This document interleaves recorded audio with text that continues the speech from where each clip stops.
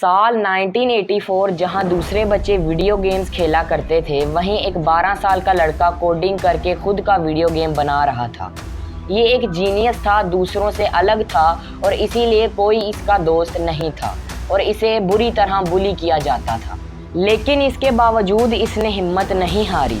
आज वही लड़का रॉकेट्स, इलेक्ट्रिक कार्स और एआई टूल्स बनाकर वर्ल्ड का सबसे अमीर आदमी बन चुका है। ये कहानी है इलॉन मस्क की। आखिर इलॉन मस्क दुनिया का सबसे अमीर आदमी कैसे बन गया? आइए जानते हैं इन सवालात के जवाब आज की इस वीडियो में।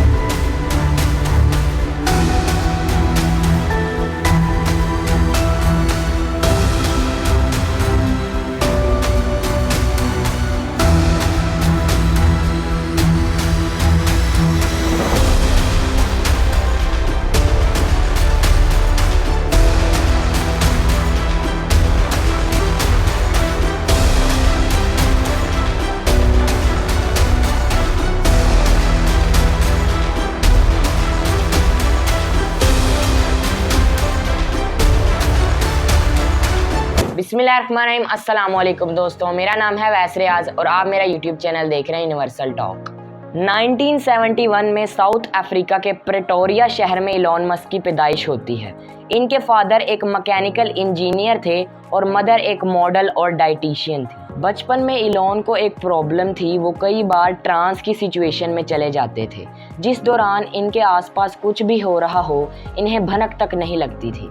पेरेंट्स और डॉक्टर को लगा कि इलॉन को सुनने में कोई प्रॉब्लम है, लेकिन बाद में पता चला कि इस दौरान उनका ब्रेन एक सुपर कंप्यूटर की तरह काम करता था। बाहर की दुनिया पर फोकस खत्म हो जाता था और पूरी ब्रेन पावर कॉम्प्लेक्स आइडिया को विजुलाइज करने में लग जाती थी। इलॉन मस्क की एक और आदत थी कि वो 10-10 घंटे तक इंसाइक्लोपीडियाज और बुक्स पढ़ा करते थे और इन्हीं बुक्स को पढ़ कर इलॉन काफी इंटेलेक्चुअल भी हो चुके थे। एक रात वो अपनी कज़न के साथ बाहर खेल रहे थे और तभी उनकी कज़न ने कहा कि मुझे अंधेरे से डर लग रहा है, जिसके जवाब में इलॉन ने कहा कि darkness is only the absence of light. Elon हमेशा से ही लोगों को इसी तरह लॉजिकल और फैक्चुअल जवाब दिया करते थे, जिसकी वजह से दूसरे बच्चे इलॉन को पसंद नहीं करते थे। इनफैक्ट इन्हें स्कूल में बुरी तरह बुली किया जाता था और एक बार तो स्कूल की एक गैंग ने इन्हें सीढ़ियों से नीचे फेंक दिया था और फिर इतना मारा कि इन्हें हॉस्पिटल में एडमिट करना पड़ा। इन सभी इंसिडेंट ने इलॉन को पेन और हार्डशिप सहने के लिए मजबूत बना दिया था। 8 साल की उम्र तक इलॉन की फैमिली एक हैप्पी फैमिली थी और ये फोटो इन्हीं हैप्पी टाइम्स की है। लेकिन फिर 1 साल के अंदर अंदर सब कुछ बिखर गया। इनके पेरेंट्स का डाइवोर्स हो गया, लेकिन इलॉन ने डिसाइड किया कि वो अपने फादर के साथ रहेंगे। 10 साल की उम्र में इलॉन ने पहली बार मॉल में एक कंप्यूटर देखा और इसे देखकर वो इतने फैसिनेटेड हो गए कि इन्होंने अपने फादर से इसे खरीदने की जिद की। कुछ टाइम के बाद इन्हें एक 5 KB मेमोरी का कंप्यूटर मिल गया, साथ में एक बेसिक प्रोग्रामिंग लैंग्वेज वाली एक वर्कबुक भी मिली। इसे जनरली 6 महीनों में ख़त्म करना होता था, लेकिन इलॉन ने सिर्फ 3 दिन में लगातार बिना सोए सारे लेसन कंप्लीट कर लिए। 1984 में सिर्फ 12 साल की उम्र में इलॉन ने इस कंप्यूटर में कोडिंग करके एक वीडियो गेम बना लिया और इसका नाम रखा ब्लास्टर। ये एक single player space shooter game था, जिसमें प्लेयर को स्पेसशिप का इस्तेमाल करके एलियन की शिप्स को डिस्ट्रॉय करना होता था। इन्होंने ब्लास्टर को एक और कंपनी को $500 में सेल भी कर दिया था। टेक्निकली ये इनकी जिंदगी का पहला बिजनेस भी था। हाई स्कूल तक इलॉन को समझ आ चुका था कि वो दूसरे बच्चों से ज्यादा कैपेबल है। उनकी कैपेबिलिटी को सिर्फ एक कंट्री जस्टिफाई कर सकती थी और वो कंट्री थी अमेरिका।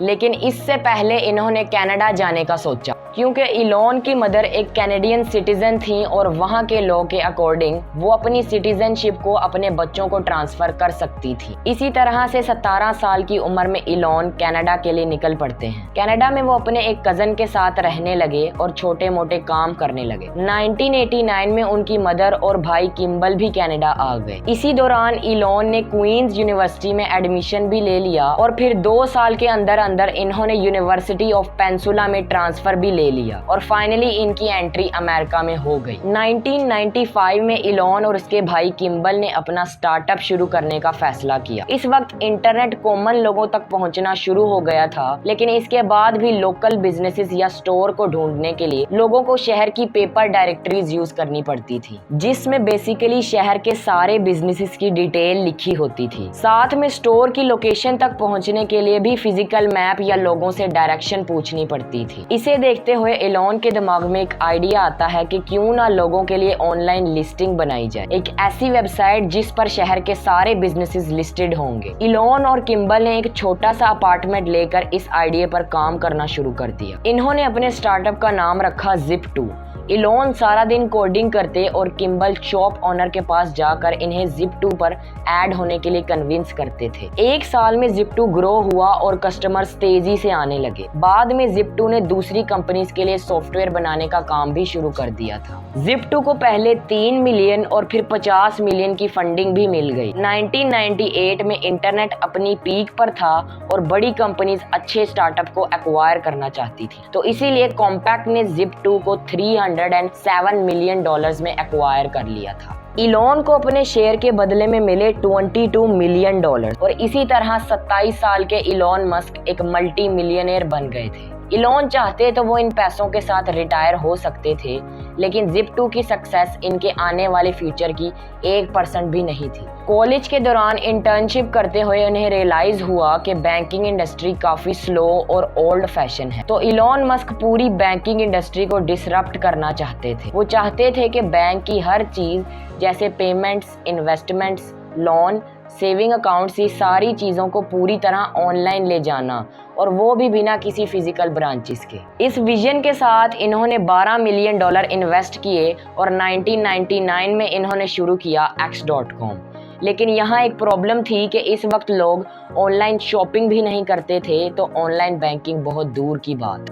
तो इलॉन मस्क ने बहुत सोचा और इनके दिमाग में कमाल की स्कीम आती है। इन्होंने हर नए यूजर को ज्वाइन करने पर $20 देना शुरू कर दिए, जिसे यूजर कभी भी खर्च कर सकता था। साथ में इस ऐप को दूसरों को रेफर करने पर भी $10 का रेफरल बोनस मिलता था। ये स्ट्रेटजी इतनी ज्यादा सक्सेसफुल हुई कि सिर्फ 2 महीनों में X.com पर 2 लाख यूजर आ गए। लेकिन इलॉन ऐसा करने वाले अकेले नहीं थे। इसी दौरान पीटर थिल नाम के एक और बिजनेसमैन ने पेपाल नाम से डिजिटल बैंकिंग स्टार्ट की हुई थी। दोनों ही कंपनीज एक दूसरे को हराने के लिए मार्केटिंग पर करोड़ों रुपए खर्च कर रही थी, लेकिन ईयर 2000 के शुरू में ही दोनों कंपनीज को समझ आ गया था कि अगर वो ऐसे ही लड़ते रहे तो दोनों कंपनीज बर्बाद हो जाएंगी। इसीलिए मार्च में दोनों कंपनीज मर्ज हो गईं। इस कंपनी के लार्जेस्ट शेयर होल्डर और सीईओ इलॉन मस्क थे और कंपनी का नाम भी X.com था। कंपनी के मर्ज होने के बाद इलॉन और पेपाल के फाउंडर के दरमियान बहुत डिसएग्रीमेंट होते थे।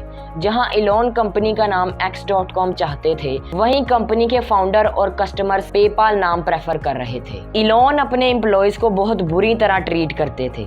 इसी दौरान इलॉन ने शादी कर ली और वो सितंबर 2000 को हनीमून मनाने के लिए ऑस्ट्रेलिया गए हुए थे। तो मौके का फायदा हासिल करके कंपनी के सीनियर एग्जीक्यूटिव्स और डायरेक्टर ने इन्हें सीईओ की पोजीशन से हटा दिया और पीटर थिल को सीईओ बना दिया। वापस आकर इन्होंने पोजीशन हासिल करने की बहुत कोशिश की, लेकिन फेल हो गए। लेकिन फिर भी वो पेपाल के सबसे ज्यादा शेयर होल्डर बने रहे। लकीली पीटर थिल की लीडरशिप में भी पेपाल ने बहुत ज्यादा तरक्की की और 2002 में ईबे ने पेपाल को $1.5 बिलियन में एक्वायर कर लिया था। इस डील से इलॉन को मिले $180 मिलियन। 2003 में 30 साल के इलॉन फिर से एक ऐसी इंडस्ट्री ढूंढने लगे जिसे डिसरप्ट किया जा सके। इलॉन को बचपन में स्पेस से बहुत लगाव था और वो मिनी रॉकेट्स बनाकर लॉन्च भी किया करते थे, और इसीलिए इन्होंने स्पेस सेक्टर को एक्सप्लोर करना शुरू कर दिया। एक दिन इनके दिमाग में सवाल आया कि अभी तक इंसानों ने मार्स को एक्सप्लोर क्यों नहीं किया। तो इन्होंने नासा की वेबसाइट खोली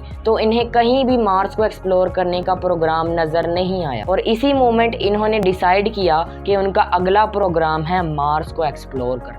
इलॉन ने कई साइंटिस्ट से मुलाकात की और अपने आप को स्पेस की किताबों में डुबा लिया। इलॉन ने बहुत रिसर्च की तो इन्हें पता चला कि स्पेस एजेंसीज मार्स को एक्सप्लोर क्यों नहीं कर रही।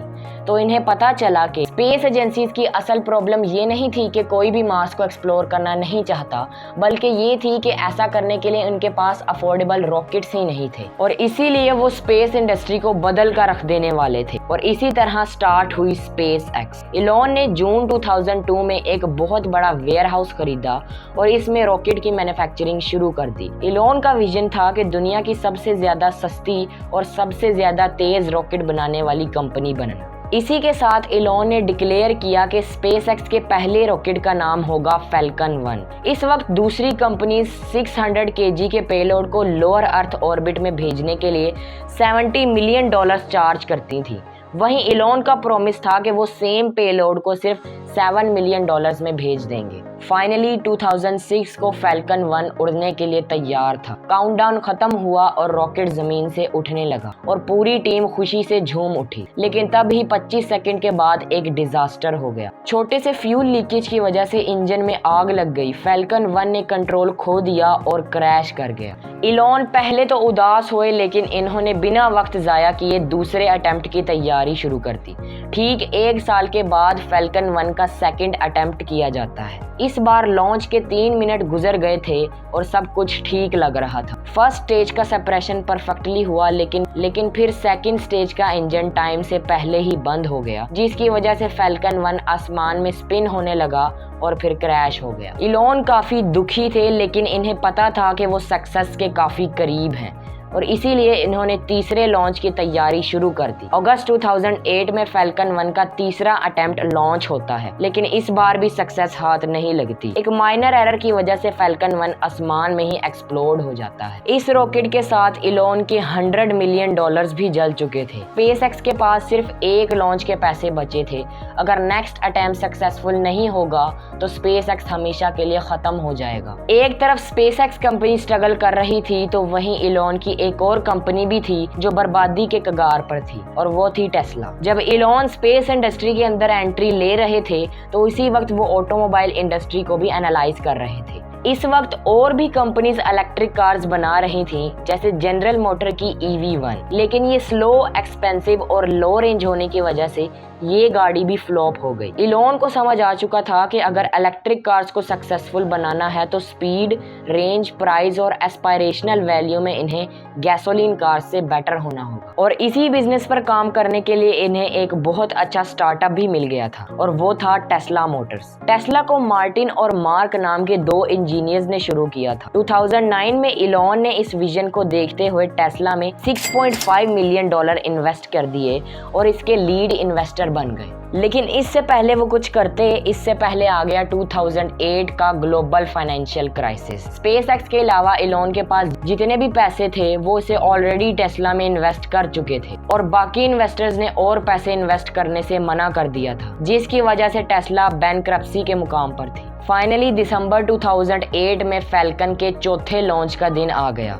एक बार फिर फैल्कन लॉन्च पैड पर खड़ा था। स्पेसएक्स और इवन इलॉन का फ्यूचर भी इस रॉकेट पर टिका हुआ था। काउंटडाउन खत्म हुआ और रॉकेट लिफ्ट हो गया। फर्स्ट स्टेज सक्सेसफुल रही, सेकंड स्टेज सक्सेसफुल रही और थर्ड स्टेज भी सक्सेसफुल रही। इसके कुछ हफ्तों के बाद नासा ने स्पेसएक्स को $1.6 बिलियन का कॉन्ट्रैक्ट दे दिया, जिसमें स्पेसएक्स को इंटरनेशनल स्पेस स्टेशन को कार्गो पहुंचाना था। दूसरी तरफ टेस्ला अभी भी स्ट्रगल कर रही थी, तो इन्होंने एक बहुत ही अच्छी रोडस्टर कार का डिजाइन बनाया और इलॉन ने पर्सनली इन्वेस्टर से मुलाकात की और फाइनली इन्हें क्रिसमस पर $40 मिलियन की फंडिंग मिल गई। तो इन्होंने रोडस्टर की मैन्युफैक्चरिंग शुरू कर दी। आखिर इलॉन ने दुनिया को प्रूव कर दिया कि एक electric car fast, long range और क्लासी भी हो सकती है। लेकिन एक प्रॉब्लम थी कि रोडस्टर सिर्फ 2 सीटर स्पोर्ट्स कार थी, जो काफी एक्सपेंसिव और सिर्फ एक नीश कस्टमर सेगमेंट के लिए बनाई गई थी। इलॉन को समझ आ गया था कि अगर इन्हें टेस्ला को और सक्सेसफुल बनाना है तो इन्हें मैस मार्केट के लिए भी कार्स बनानी होंगी, और इसलिए टेस्ला ने लॉन्च की 2012 में मॉडल एस। लॉन्च होते ही मॉडल एस काफी सक्सेसफुल हो गई और मोटर ट्रेंड ने इसे कार ऑफ द ईयर का अवार्ड भी दिया। आगे चलकर टेस्ला ने model x,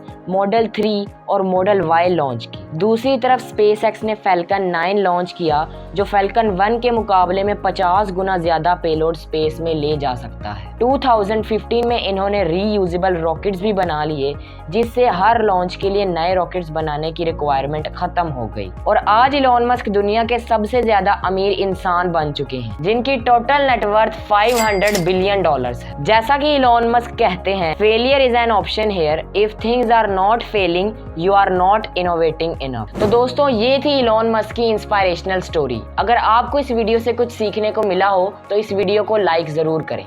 thank you and subscribe.